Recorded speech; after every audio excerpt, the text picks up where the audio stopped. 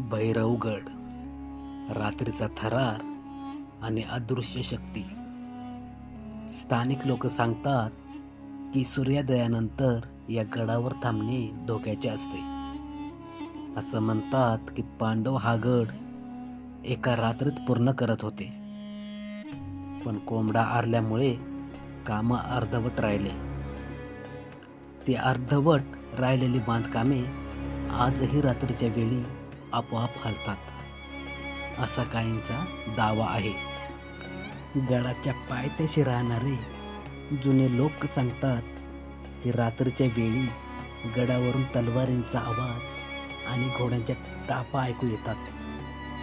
गडाचे रक्षण करणाऱ्या अदृश्य शक्ती आजही तिथे पहारा देतात. गडावर अशा काही अरुंद जागा आहेत जिथे जोराचा वारा सुटला की कोणाच्या तरी रडण्याचा आवाज किंवा ओरडण्याचा आवाज येतो, जो काळजात धडकी भरवतो.